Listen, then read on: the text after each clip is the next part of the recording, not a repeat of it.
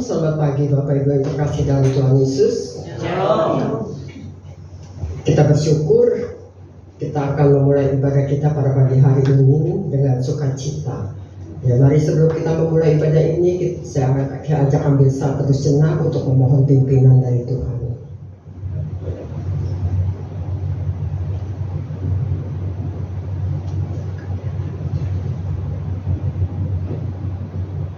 Amin. Ya, saya undang untuk bangkit berdiri, kita nyanyikan pujian dari KPPK nomor 27, Kasih Allah.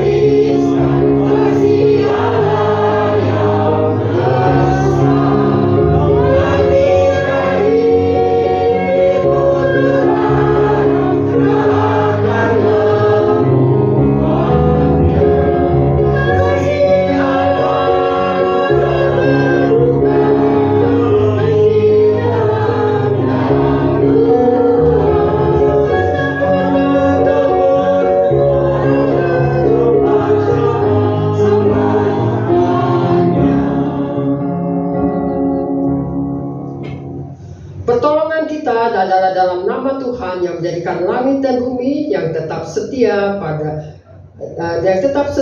memelihara ciptaannya untuk selama-lamanya. Amin.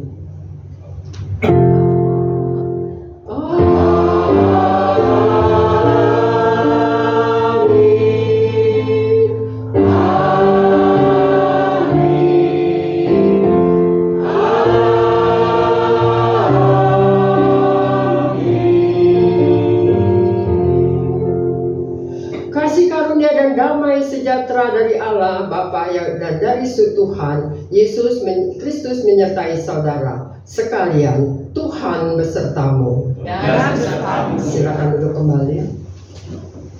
Nas yang mengawali ibadah kita pada pagi hari ini diambil dari kitab 1 Yohanes 4 ayat 16.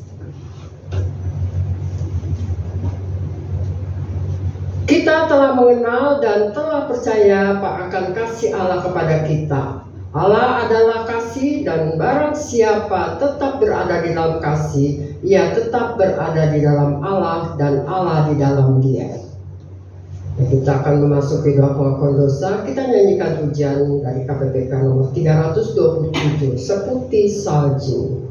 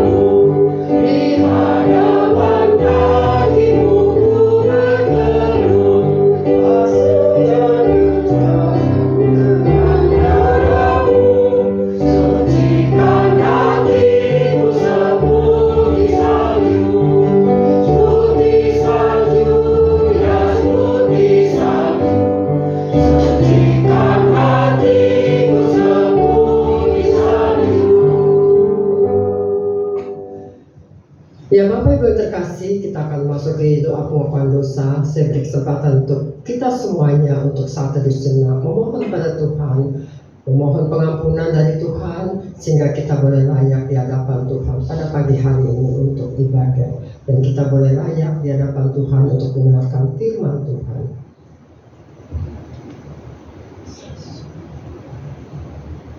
Bapa di surga, kami ucap syukur dan terima kasih Tuhan.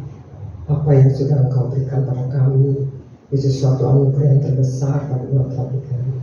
Tuhan Yesus, pada pagi hari ini kami memasuki doa pengakuan dosa. Kami bertelut di hadapan-Mu ya Tuhan, dengan kerendahan hati kami memohon pengampunan dari-Mu ya Tuhan. Ampuni segala dosa-dosa kami, entah itu kita perbuat dengan sengaja maupun tidak sengaja. Kami adalah anak-anak-Mu yang sungguh yang tidak sempurna Tuhan. Ampuni ya sekali lagi Tuhan, berbelas kasihlah pada kami semuanya. Kau pimpin ibadah ini selanjutnya sampai selesai ya Tuhan. Kau berkati setiap kami. Kau berkati hamba-Mu Pendeta Sutotan yang akan bangun firman-Mu pada pagi hari ini. Buka semua hati kami ya Tuhan, untuk kami boleh menerima firman-Mu pada pagi hari ini. Inilah doa pengakuan dosa kami yang jauh dari sempurna. Hanya di dalam nama Yesus kami berdoa dan ucap syukur. Haleluya. Amin. Ya, kita bangkit berdiri, kita akan mendengarkan berita anugerah. Berita anugerah pada pagi hari ini diambil dari Wahyu 3 ayat 19 sampai 20. Saya akan membacakan ayat 19, yang ke-20 kita akan baca bersama-sama. Ayat 19. Barang siapa kukasihi, ia kutegur dan kuhajar. Sebab itu relakanlah hatimu dan bertobatlah. Kita sama-sama lihat. Aku berdiri di buka pintu dan mengetuk. Jikalau ada orang yang mendengar suaraku dan membukakan pintu, aku akan masuk mendapatkannya, dan aku makan bersama-sama dengan dia, dan ia bersama-sama dengan aku. Demikianlah berita anugerah dari Tuhan. Damai Tuhan beserta kita semua.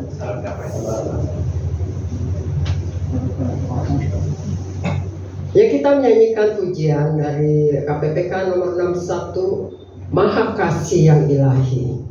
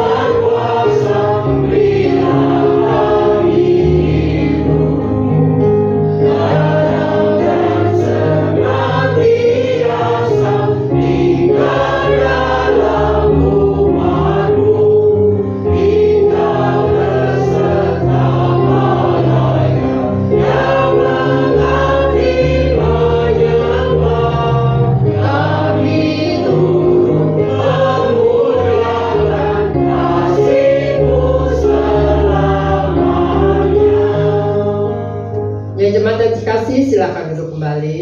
Bentar kita akan mendengarkan firman Tuhan yang disampaikan oleh Pendeta Sutotan. Sebelumnya kita akan mendengarkan persembahan pujian dari vokal grup Vimas. Ya, saya silakan.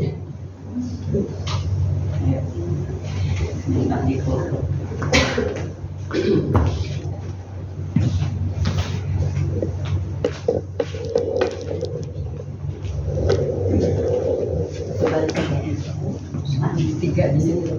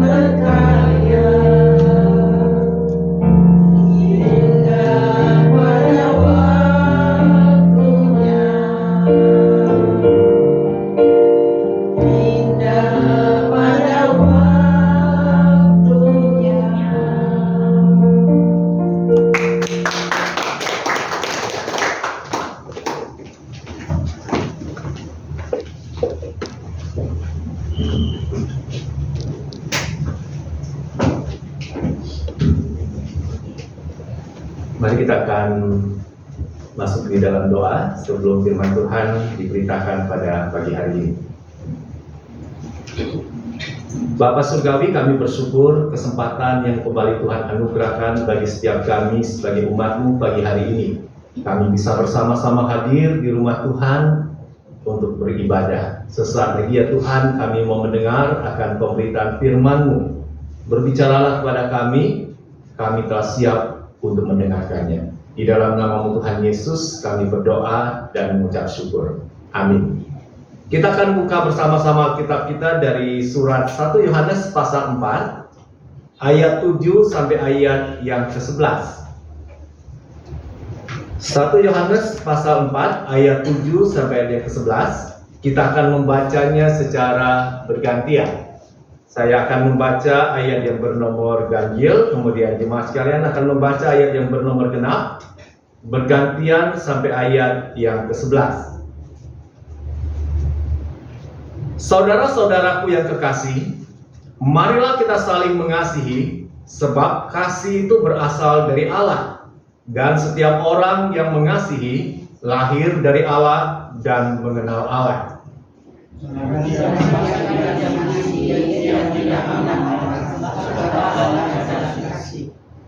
Dalam hal inilah, kasih Allah dinyatakan di tengah-tengah kita, yaitu bahwa Allah telah mengutus anaknya yang tunggal ke dalam dunia supaya kita hidup olehnya.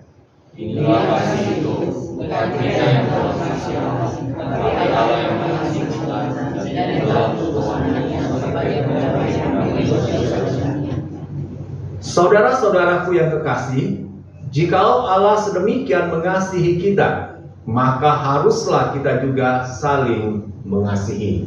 Demikianlah firman Tuhan, berbahagialah setiap orang yang mendengar dan memelihara dalam hidupnya. Haleluya. Haleluya. Haleluya. Haleluya.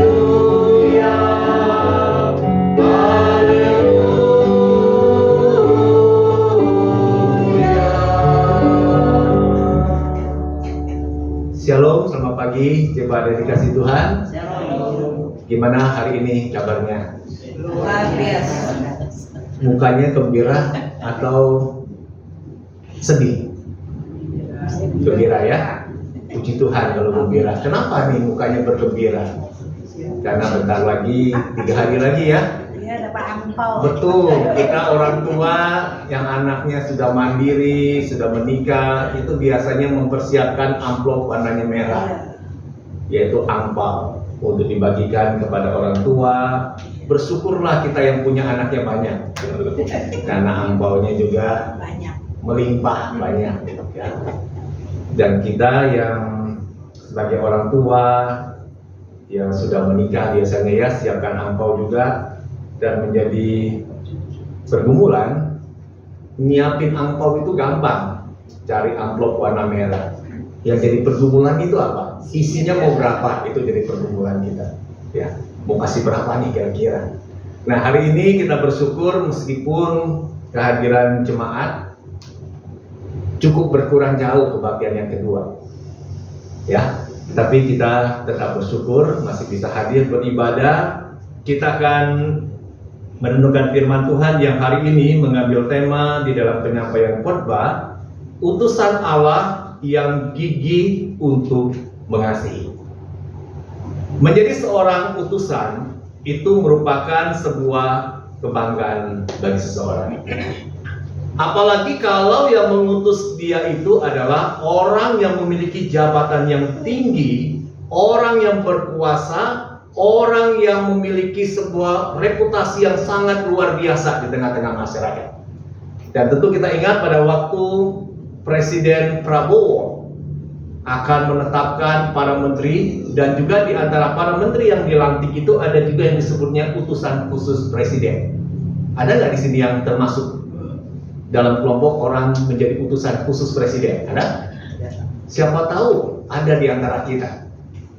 Utusan khusus presiden untuk hadir di GKI Agape Pos Villa Melati Mas mengamati ibadah di sini. Waduh, puji Tuhan banget. Ya. Kita dengar ada tokoh-tokoh yang menjadi utusan khusus presiden untuk menangani bidang toleransi. Ada juga yang diutus untuk apa? Untuk menangani bidang budaya dan kebudayaan dan lain-lain. Jadi itu menjadi sebuah kebanggaan khusus ketika dia mendapatkan tugas ini. Bicara tentang utusan yang akan menjalankan tugas, ini dapat dikelompokkan menjadi dua kelompok besar. Yang pertama itu ada utusan yang ditugaskan untuk menaklukkan atau untuk menghancurkan, menindas, dan membinasakan. Ada nggak orang seperti ini yang diutus melakukan tugas itu? Ada, ya. Kalau kita ingat di dalam sejarah, pada waktu Kaisar Romawi itu akan menaklukkan Yerusalem, akan menghancurkan Bait Allah di Yerusalem. Itu diutus seorang jenderal, namanya Jenderal Titus. Jadi dia bawa pasukannya untuk datang ke Yerusalem, lalu dia menghancurkan Bait Allah, meratakan Bait Allah itu. Ini tugas dia sebagai seorang utusan yang akan menaklukkan, menghancurkan. Kalau utusan model seperti ini, orang-orang yang bertemu dengan dia dalam keadaan ketakutan sebetulnya, ya, takut. Ada juga utusan yang diutus hadir di sebuah tempat untuk membangun, melindungi, dan memperdamaikan. Misalnya di sebuah daerah terjadi konflik, pertikaian yang menelan banyak korban jiwa. Lalu bagaimana cara supaya pertikaian itu dapat didamaikan kembali antara pihak-pihak yang sedang bertikai? Biasanya diutuslah utusan hadir di sana, dan kehadiran dia untuk menyelesaikan pertikaian ini. Nah, tugas ini akan dapat dilaksanakan dengan kegigihan oleh seorang utusan, tergantung dari seberapa dekat relasi utusan ini dengan pribadi yang mengutusnya dan karakter pribadi yang mengutusnya itu seperti apa. Kalau dia hubungannya dekat, dia akan gigih melaksanakan tugas itu dengan baik. Dan kalau orang yang mengutusnya ini memiliki karakter yang sangat garang, pemarah, sadis, kira-kira utusan ini melakukan tugasnya nggak jauh beda dengan orang yang mengutusnya. Ya, ini hal yang sudah lumrah. Nah, sekarang kita kembali kepada apa yang menjadi tema hari ini.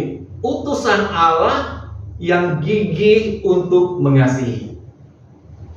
Setiap orang Kristen yang telah diselamatkan dalam Yesus juga dihadirkan di dalam dunia ini untuk menjadi utusan Allah. Jadi kita hadir di tengah dunia ini masih diberikan napas kehidupan oleh Tuhan. Kehadiran kita menjadi utusan Allah. Bangga gak kita jadi utusan Tuhan? Bangga harusnya. Kita sadar kita bukan asal ada di dunia ini, tapi kita ada hadir sebagai seorang utusan. Seorang yang menjadi utusan khusus presiden itu bangkanya luar biasa loh. Sampai-sampai minta dikawal sama pengawal khusus dia, betul ya? Ada artis yang dipilih oleh presiden menjadi utusan khusus presiden, kemana-mana dikawal sama polisi. Saya bilang keren juga nih, bangga banget. Kalau kita yang menjadi utusan Allah, bangga nggak nih? Jadi utusan presiden aja bangga. Apalagi ini kita jadi utusan Allah sang pencipta alam semesta ini, bangga harusnya kita, bersyukur kepada Tuhan. Dari dua kelompok utusan yang menjalankan tugas, yang mana yang harusnya menjadi bagian kita untuk kita laksanakan? Yang pertama, apakah sebagai penghancur, perusak, dan pembinasa? Atau yang kedua, menjadi pemersatu, pendamai, dan untuk menyatakan kasih? Kira-kira kita masuk yang mana nih? Siapa di sini yang mau yang pertama? Ya, jadi utusan di tengah dunia sebagai perusak, penghancur, pembinasa. Ada? Amin-amin dah kalau bilangnya. Jauhlah daripada kita untuk hal itu. Kita mau menjalankan kelompok kedua, menjadi pribadi yang bisa mempersatukan, mendamaikan, dan yang menyatakan kasih. Nah, sekarang coba kita belajar sama-sama dari pembacaan Alkitab hari ini di dalam 1 Yohanes pasal yang keempat ayat yang ke-16 yang tadi menjadi nas pendahuluan, bicara tentang pribadi yang mengutus kita itu jelas dikatakan pribadi itu adalah Allah sendiri. Allah sendiri yang mengutus kita di tengah-tengah dunia ini. Terus dikatakan di dalam nas pembimbing ibadah, siapa Allah itu bagi kita? Kita coba lihat, baca sekali lagi 1 Yohanes pasal 4 ayat 16. Dikatakan apa di dalam nas firman Tuhan ini? Kita telah mengenal dan telah percaya akan kasih Allah kepada kita. Allah adalah kasih. Dan barang siapa tetap berada di dalam kasih, ia tetap berada di dalam Allah dan Allah di dalam dia, di dalam kita. Nah, jadi diingatkan, siapa pribadi yang mengutus kita? Allah. Dan Allah itu dikatakan Allah adalah kasih. Ini uniknya kekristenan. Ya. Allah yang kita kenal, yang kita sembah di dalam Yesus Kristus, Allah yang adalah kasih itu sendiri. Bukan sekedar maha kasih dalam hal sifatnya, tetapi dia adalah pribadi kasih itu sendiri. Ini luar biasa. Jadi kalau kita mengaku saya sudah percaya kepada Yesus Kristus, yang Allah adalah kasih, sumber kasih itu akan mengalir dalam kehidupan kita untuk kita salurkan itu di dalam interaksi kita dengan sesama kita. Nah, yang kedua kita akan pelajari, sebagai seorang utusan, apa yang menjadi tugasnya? Apa menjadi tugas kita sebagai seorang utusan Allah? Kita belajar dari catatan 1 Yohanes pasal 4, yaitu untuk kita menyatakan kasih itu dalam interaksi kita dengan sesama yang Tuhan pertemukan dalam hidup kita. Coba kita perhatikan di dalam ayat yang ke-11 dari 1 Yohanes pasal 4 ayat 11 tadi. Kita lihat sama-sama. Saudara-saudaraku yang kekasih, jikalau Allah sedemikian mengasihi kita, maka haruslah kita juga saling mengasihi. Sekarang saya tanya ya, jemaat yang hari ini hadir, semua sudah sarapan pagi? Siapa yang belum sarapan pagi? Boleh angkat tangannya. Karena kelihatan dari sini yang belum sarapan pagi itu lemes, kayaknya nggak bertenaga. Ada yang belum sarapan pagi? Ada? Ibu Bapak udah sarapan? Oh belum, pantesan dari ini yang lemes tuh ya. Belum sarapan pagi. Yang lain sudah sarapan pagi? Sudah. Nah, kalau bicara tentang sarapan pagi, itu kewajiban atau keharusan atau sebuah pilihan bagi kita? Pilihan ya, betul kan? Nggak ada yang maksa loh. Misalnya gini, kalau kamu nggak makan pagi, kamu akan mati. Oh, nggak ada seperti itu. Ya, itu pilihan. Kita mau sarapan pagi atau tidak sarapan pagi, itu terserah kita, bebas. Ya, bebas. Nggak ada keharusan. Tapi bicara tentang sesuatu yang harus, misalnya bernapas. Siapa yang hari ini sejak buka mata lupa napas? Ada? Udah mati. Ada nggak yang lupa napas tadi? Ada? Nggak ada. Bernapas itu menjadi keharusan bagi kita. Kalau kita nggak bernapas, apa yang terjadi?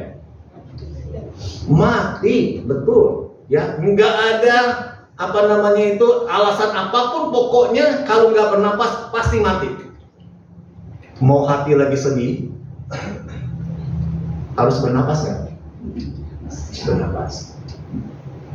Mau lagi kiri, malah nggak ada uang, mogok kita sama Tuhan sampai nggak mau bernapas, ada? Masih nafas. Pasti bernapas. Mau hati sedih, mau hati kehilangan apapun, kita harus bernapas. Nah, tetapi dalam firman Tuhan dikatakan gini, bicara tentang hidup saling mengasihi, itu pilihan atau keharusan untuk kita lakukan. Ayo, pilihan atau keharusan? Hidup saling mengasihi. Siapa yang bilang pilihan? Terserah saya dah. Pilihan saya Saya mau benci orang, mau ngasih orang, terserah saya, itu pilihan saya ada?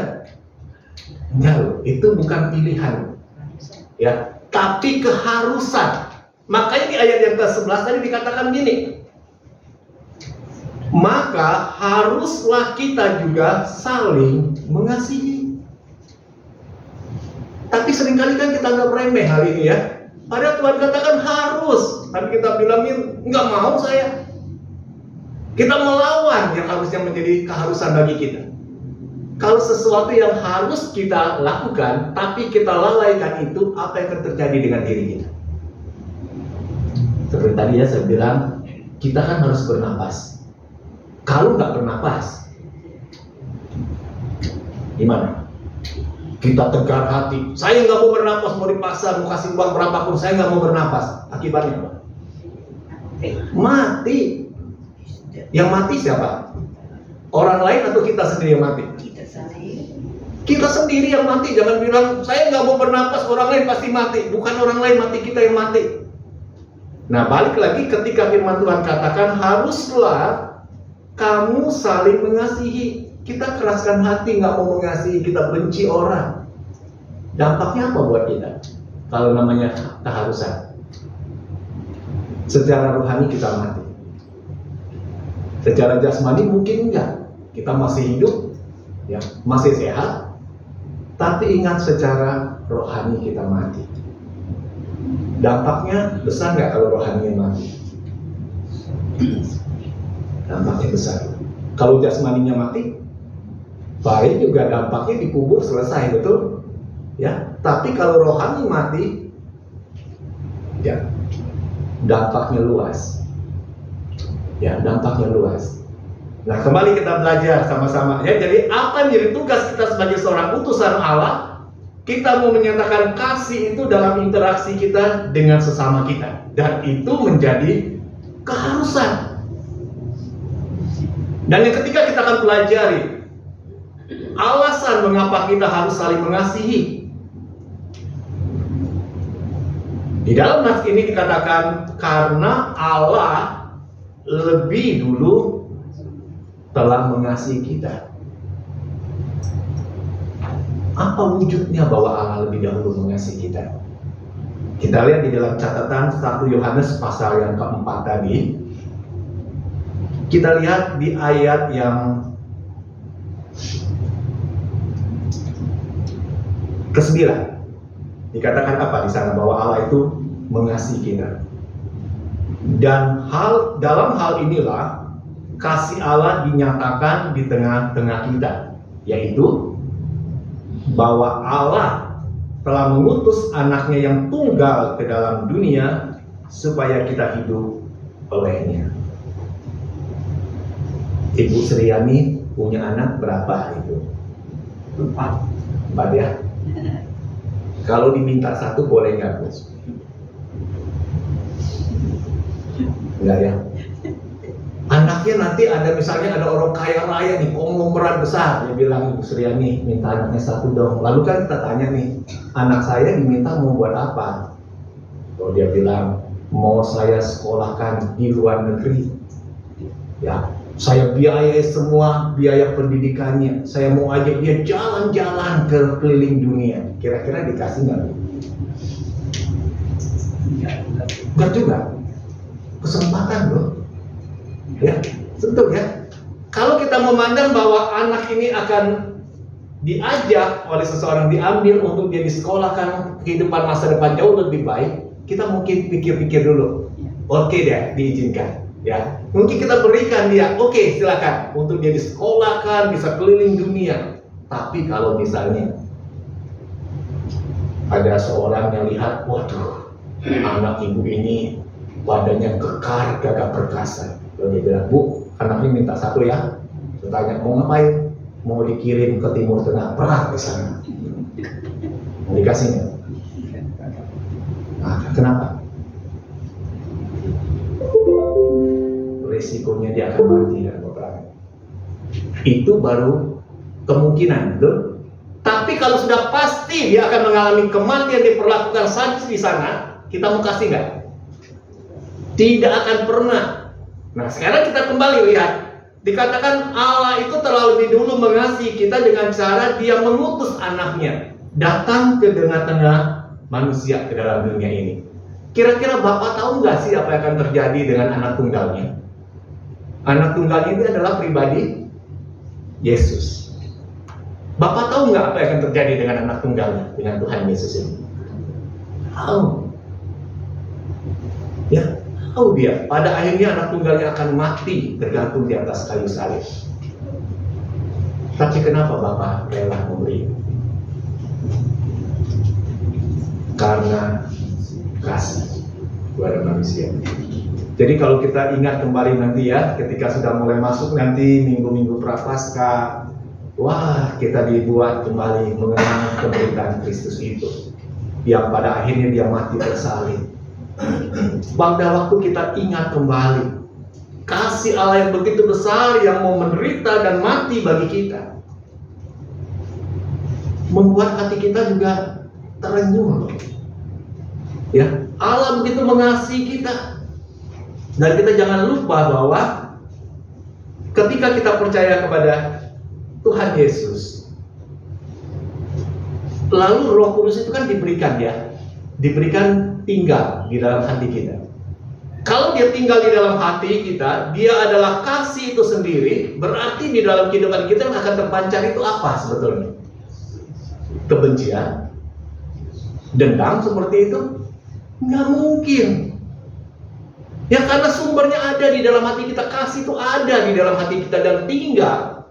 Harusnya yang mengalir dalam kehidupan kita adalah kasih itu sendiri, yang kita realisasikan melalui interaksi kita satu dengan yang lain, dengan dilandasi hidup saling mengasihi. Kalau kebalikan terjadinya, dia hidupnya penuh dendam dan kebencian dengan orang-orang di sekitarnya. Ketemu orang, benci banget saya lihat mukanya. Ketemu yang lain sama. Kira-kira yang di dalam hatinya siapa yang berdiam? Jawab sendirilah. Kalau kita jawab nanti bingung juga. Ya, kan kita bertanya lagi, dalam hatimu siapa yang berdiam selama ini? Engkau percaya pada siapa? Kalau kita melihat realita yang ada ya sekarang ini di dalam kehidupan keseharian kita kadang-kadang bisa bertemu dengan orang-orang model gini. Ya, orang-orang model kita ketemu. Ketika ditanya, sudah berapa lama jadi Kristen? Dia bilang, aduh, sebelum zaman Jepang saya sudah Kristen katanya. Ya, ada nggak ketemu orang model itu? Ada. Puluhan tahun dia sudah jadi Kristen, tapi hidupnya, aduh, penuh dengan akar kepahitan. Dendam, kesumat tuh dia pelihara terus. Mau jadi apa tuh hidupnya? Ya, jadi kembali kita lihat bahwa mengapa kita harus saling mengasihi? Karena Tuhan lebih dulu mengasihi kita. Dia mengutus anak tunggalnya untuk menjadi pendamaian bagi dosa-dosa kita. Kita yang percaya pada Kristus mendapatkan kehidupan yang kekal itu. Terus ketika kita bicara tentang mengasihi, apakah berarti orang yang dikasih ini tidak boleh dimarahi? Betul nggak seperti itu? Kalau kita orang tua nih, orang tua yang mengasihi anaknya, boleh nggak marah dengan anaknya? Boleh. Kita marah karena apa? Untuk kebaikan dia. Karena kita lihat anak kita melakukan hal-hal yang sudah melenceng, tidak benar, yang akan menghancurkan hidupnya. Maka kita sebagai orang tua yang mengasihi anak kita akan marah, tegur dia, bahkan kita bisa hajar dia. Kalau anak itu masih kecil ya. Kalau udah gede, lebih apalagi gede dari kita, wah janganlah dihajar tuh, kita sendiri bisa dihajar oleh anak kita. Tapi waktu dia mungkin masih kecil, dia melakukan hal yang tidak benar, hal yang berdosa dan salah, kita kadang-kadang harus hajar dia. Bahkan pakai rotan, kalau zaman dulu itu, ya, dihajar pakai rotan. Supaya apa tujuannya? Supaya dia balik, jangan tersesat, lebih hancur lagi hidupnya. Saya tanya anak turun di sini, pernah dihajar oleh mama atau papa? Mike pernah? Jangan ditanya lagi dah kalau Mike. Seperti itu ya. Sering. Nah, ketika kita dipukul, dihajar oleh orang tua, kita pernah nggak kita berpikir, oh ternyata mama saya sayang dengan saya. Atau kita ngomong, aduh mama saya benci banget dengan saya, maka saya dipukul, seperti itu. Ya. Jangan kita berpikiran seperti itu. Yang harusnya menjadi pikiran kita, kalau kita melakukan hal yang salah, orang tua kita nggak pernah marah dengan kita. Nah ini hati-hati kalau seperti itu. Hati-hati. Ya, kita udah melakukan kesalahan, udah melakukan tindak kejahatan, orang tua kita cincai-cincai aja. Dia nggak melakukan tindakan apapun menegur kita. Hati-hati. Jangan-jangan orang tua kita sudah tidak lagi mengasihi kita. Bisa terjadi kan? Ya, bisa. Karena orang tua mungkin sudah bopiang, orang bilang, aduh dikasih tahu, dipukul, apa udah nggak berubah anak ini, ya udahlah terserah dialah, saya buang aja anak saya. Bisa terjadi. Nah, Bapa di surga pun juga sama.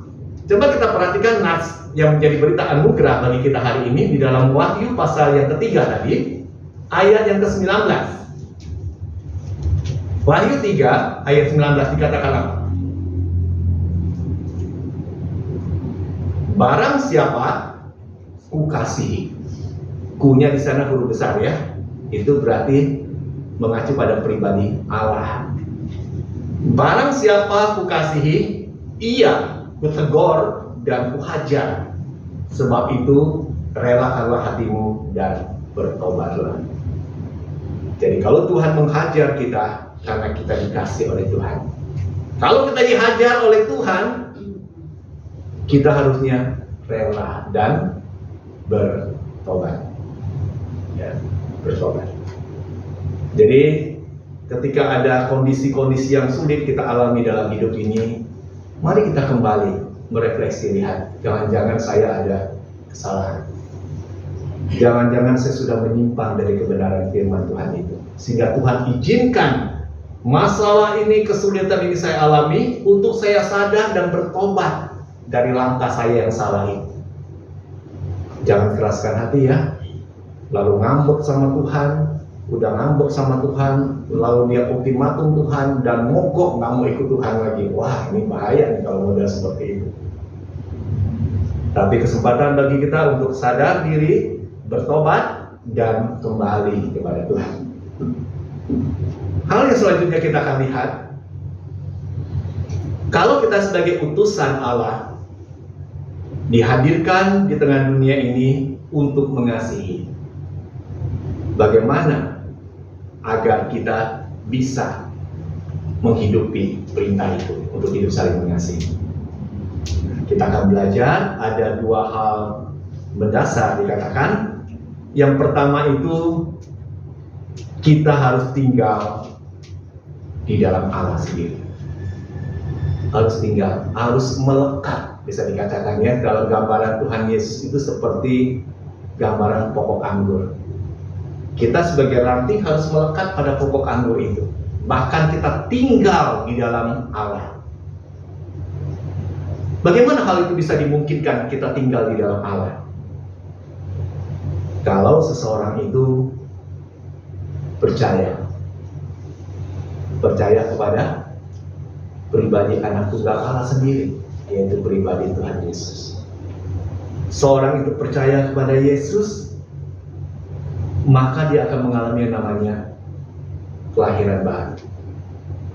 Ingat loh, pemahaman kita tentang kelahiran baru kita harus ingat. Waktu saya percaya terima Tuhan Yesus, manusia lama saya mati, lalu saya dibangkitkan menjadi manusia baru, lahir baru di dalam Kristus. Dan sebagai manusia baru, Allah memberikan Roh Kudusnya berdiam dalam hati kita. Kalau Allah berdiam dalam hati kita, Dia adalah kasih itu, sumber kasih itu, maka akan mengalir dalam kehidupan kita, hidup untuk menyatakan kasih. Nah, ini indahnya kekristenan. Ya, jadi jangan sampai kita memaknai kekristenan itu hanya sekedar berkat-berkat Tuhan, kemudahan, mujizat demi mujizat. Bukan itu. Kita maknai kekristenan itu adalah saya mengalami lahir baru dalam Kristus. Hidup saya diubah oleh Tuhan, dan hidup saya boleh berdampak dari cara saya menjalani hidup di dalam kehidupan saling mengasihi. Kalau terjadi kebalikannya, di KTP tercatat agamanya, kira-kira agama apa dicatat di KTP? KTP ada agama kan ya? Ya, agamanya tercatatnya apa kira-kira? Kristen. Terus dari sejak dulu sebelum zaman Jepang sudah Kristen ke gereja.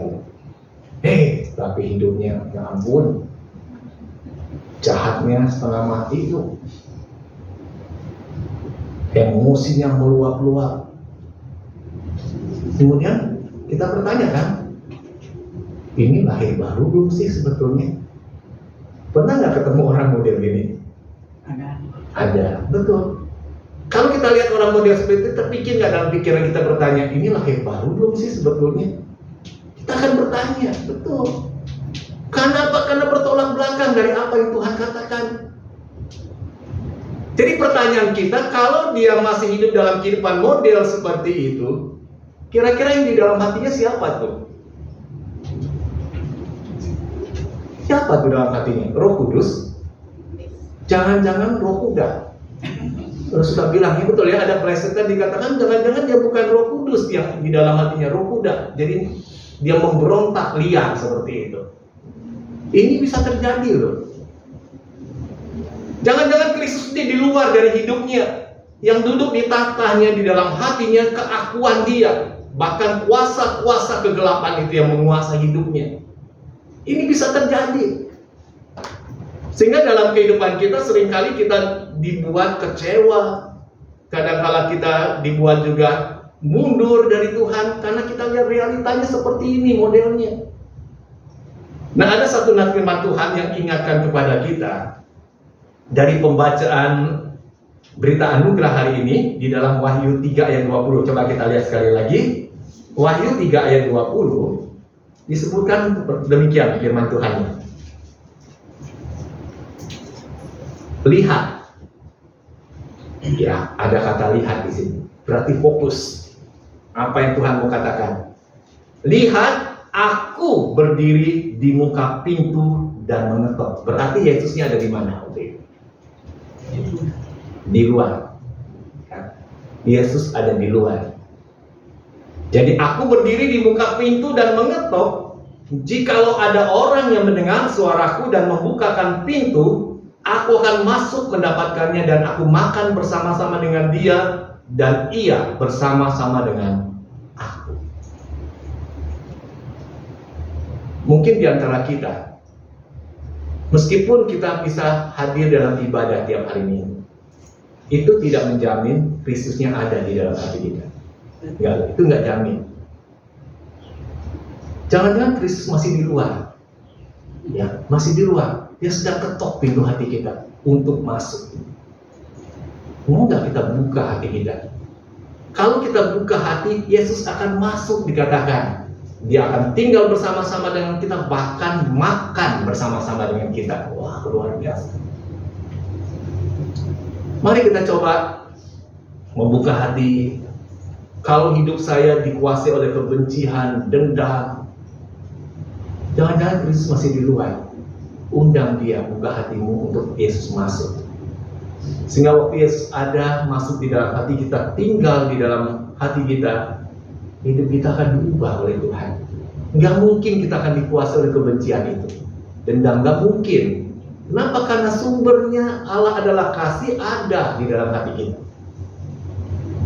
Itu ya yang pertama, tinggallah dalam Allah dengan cara kita percaya kepada Yesus, Roh Kudus diberikan dan kita mengalami kehidupan yang baru. Yang kedua dikatakan, milikilah kedekatan hubungan dengan Allah itu sendiri, yang yaitu melalui keintiman persekutuan dengan Tuhan secara pribadi maupun secara komunal bersama-sama. Miliki kedekatan hubungan itu. Oke, saya sudah percaya kepada Yesus, tapi di dalam relasi kita dengan Allah, apakah ada relasi yang intim, yang dekat dengan Dia? Dari sekian kita yang hadir hari ini, kalau saya bertanya, siapa di sini yang masih memiliki waktu-waktu khusus bersekutu dengan Tuhan secara pribadi di rumah? Berapa orang? Boleh angkat tangan. Masih ada waktu khusus puji Tuhan. Jadi terserah waktu mau pagi, siang atau malam, waktu untuk berdoa pribadi, membaca firman Tuhan, masih adakah? Puji Tuhan kalau masih ada. Seorang yang memiliki kedekatan pribadi di dalam hubungan dengan Tuhan itu akan berpengaruh besar di dalam dia mengalirkan kasih itu. Kalau dia semakin jauh hidupnya dari Tuhan, itu sulit dia akan mengalirkan kasih itu. Ya, dia akan sulit. Demikian juga dalam kedekatan relasi kita dalam persekutuan secara komunal bersama-sama. Hadir dalam ibadah, kita setia untuk beribadah kepada Tuhan, itu akan berpengaruh besar. Orang yang mengasingkan diri tidak mau lagi bersekutu dengan saudara seiman yang lain, dia akan menjadi pribadi yang egois pada akhirnya, berfokus pada diri semuanya, berfokus pada dirinya. Dia sudah tidak lagi memiliki relasi untuk menyatakan kasih itu kepada sesamanya. Perhatikan saja ya, apa yang saya katakan ini betul nggak sih kalau orang yang sudah menutup diri, tidak mau lagi bersekutu dengan sesamanya, dia akan menjadi pribadi yang egois pada akhirnya. Jadi egois. Kalau demikian, bicara tentang ibadah, lebih enak ibadahnya online di rumah atau kumpul di gereja sama-sama? Kumpul. Kita bersyukur ya, pandemi sudah selesai. Kita sudah diberikan kebebasan, bisa kumpul lagi di gereja sama-sama. Wah, luar biasa anugerah Tuhan bagi kita. Coba kalau kita bayangkan pandemi puluhan tahun kita di rumah, di depan TV, ibadahnya, aduh jadi apa tuh? Tua nggak terasa nanti, kalau umumnya udah kepala 7, kepala 8, ya nggak enak kalau sendiri seperti itu. Berinteraksi dengan layar TV nggak enak ibadahnya. Tapi kalau kita berinteraksi dengan sesama, bersentuhan satu dengan yang lain, wah indah. Ya, jadi hari ini firman Tuhan mengajar kita kembali, mari kita kembali sadar diri kita ini adalah utusan Allah di tengah dunia. Allah ada di dalam hati kita. Waktu kita berinteraksi, kita mau mengalirkan kasih itu. Hidup untuk saling mengasihi. Indah sekali sebetulnya. Ya, mulai dari komunitas kita yang terkecil di tengah keluarga. Bicara saling mengasihi itu minimal melibatkan berapa pribadi? Minimal itu 2 pribadi. Kalau cuma sendiri, itu namanya egois. Mengasihi diri sendiri. Nah, di dalam kekristenan kita bersyukur ya, ada dikenal Allah Tritunggal. Ya, kenapa? Karena kan tadi dikatakan Allah adalah kasih. Dalam kekekalan, kalau Allah adalah kasih, berarti kan minimal itu melibatkan 2 pribadi untuk saling mengasihi, betul ya? Nah, Allah di dalam kekekalan itu menyatakan kasih itu seperti apa? Ya, antar pribadi itu. Kita kenal pribadi Allah Bapa, Allah Anak, dan Allah Roh Kudus. Di dalam kekekalan Dia menyatakan kasih.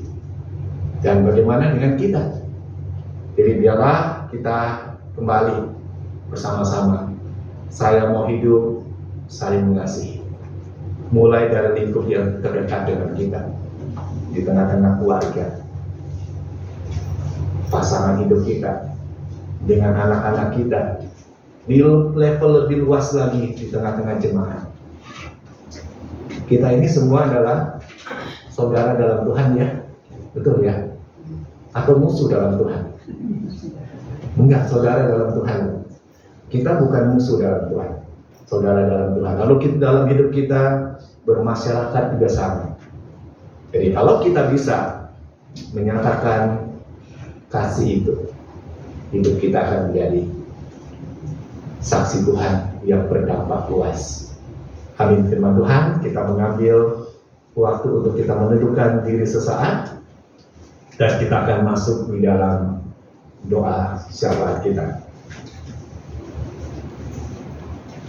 Bapa surgawi, kami bersyukur hari ini firman-Mu telah diperdengarkan bagi setiap kami. Kami diingatkan bahwa kami sebagai utusan Allah di tengah dunia ini. Kami yang sudah diselamatkan di dalam Yesus, Roh Kudus diberikan berdiam dalam hati kami.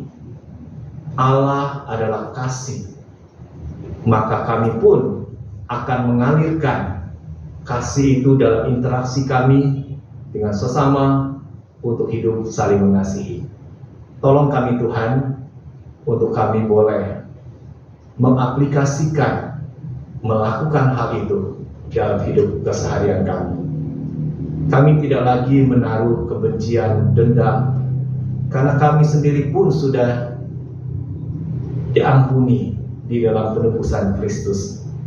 Kami yang tidak layak karena dosa kami yang begitu besar yang tidak terhitung. Tapi waktu kami percaya Yesus, semua hal itu dihapuskan dan diampuni. Untuk itu kami mulai belajar, seberapapun orang-orang menyakitkan hati kami, kami pun juga mau mengampuni dia, dan kami mau kembali membina relasi untuk hidup saling mengasihi. Kau tolong kami, mampukan kami untuk kami melakukan hal ini. Bapa, Kau juga kenal akan setiap pribadi kami yang hari ini hadir di rumah Tuhan dengan berbagai macam pergumulan yang sedang kami gumulkan, baik sakit penyakit ataupun masalah ekonomi, kesulitan dalam pekerjaan dan usaha yang kami lakukan. Tuhan, kiranya Kau tolong nyatakan mujizat-Mu itu terjadi dan kami alami dalam hidup kami. Dan Kau juga sumber segala berkat, Engkau juga yang akan mencukupkan apa yang menjadi kebutuhan kami hari demi hari. Bapa, berkati dalam kehidupan kami bergereja. Pimpin kami di dalam kami berinteraksi, sehingga kasih Kristus itu mewarnai dalam kami berelasi di tengah-tengah jemaat.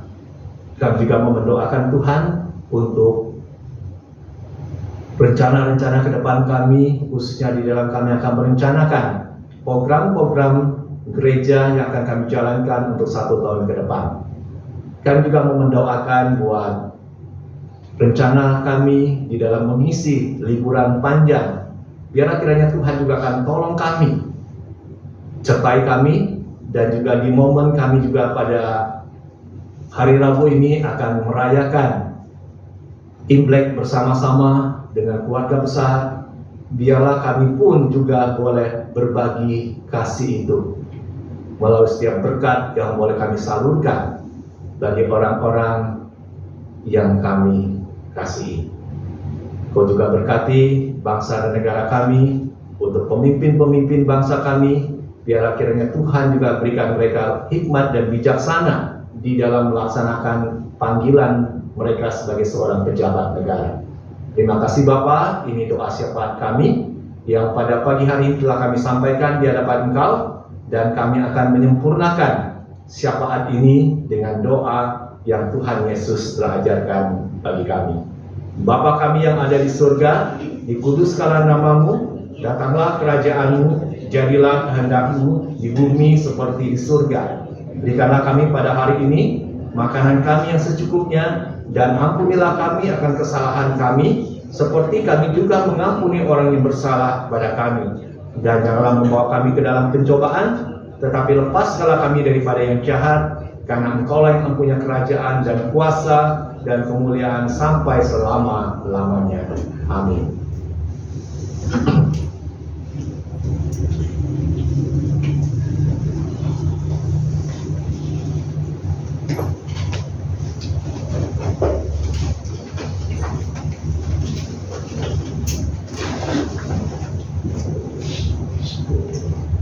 Marilah kita bersama dengan umat Allah di masa lalu, masa kini, dan masa depan, mengingat pengakuan pada baptisan kita menurut pengakuan iman rasuli. Aku percaya kepada Allah, Bapa yang Maha Kuasa, Khalik langit dan bumi, dan kepada Yesus Kristus, Anak yang tunggal Tuhan kita, yang dikandung daripada Roh Kudus, lahir dari anak darah Maria, yang menderita sengsara di bawah pemerintahan Pontius Pilatus, disalibkan, mati, dan dikuburkan. turun ke dalam kerajaan-Mu. Pada hari yang ketiga, bangkit pula dari antara orang mati, naik ke surga, duduk di sebelah kanan Allah, Bapa yang Maha Kuasa. Dan dari sana Ia akan datang untuk menghakimi orang yang hidup dan yang mati. Aku percaya pada Roh Kudus, gereja yang kudus dan am, persekutuan orang kudus, pengampunan dosa, kebangkitan orang mati, dan hidup yang kekal. Amin. Silakan duduk.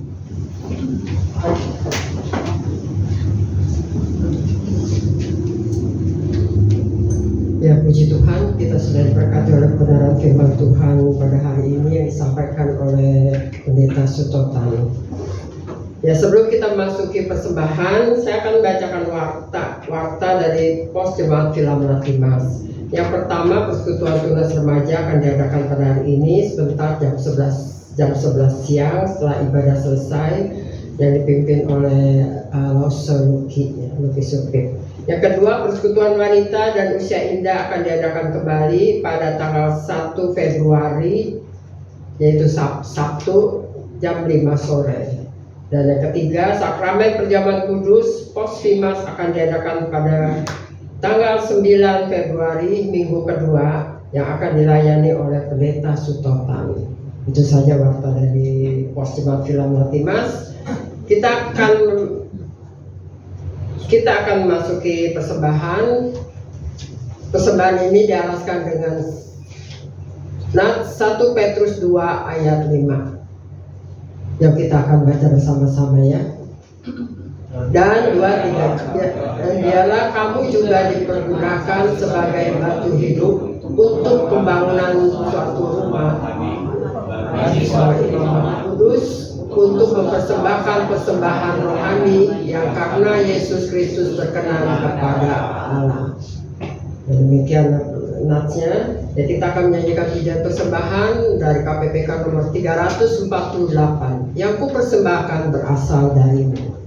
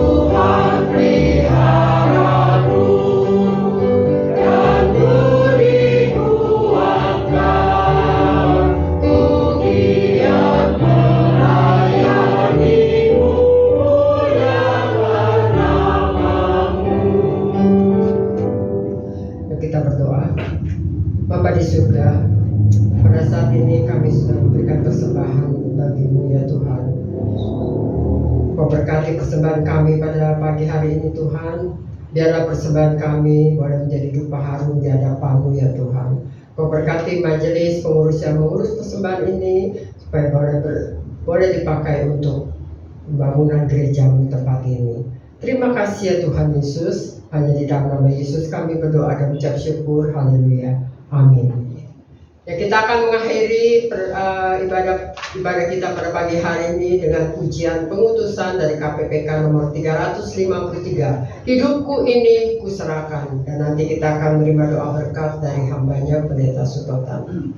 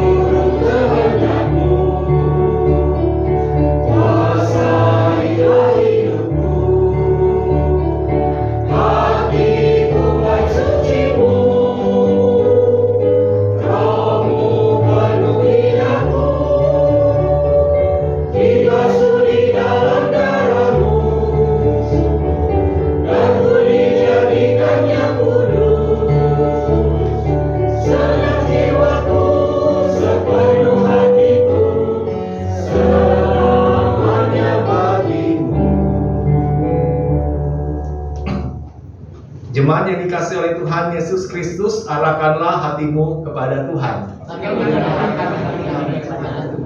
Jadilah saksi Kristus, terpujilah Tuhan, Ini dan selamanya. dan terimalah berkat Tuhan. Tuhan memberkati engkau dan melindungi engkau. Tuhan menyinari engkau dengan wajah-Nya dan memberi engkau kasih karunia. Tuhan menghadapkan wajah-Nya kepadamu dan memberi engkau damai sejahtera. Amin.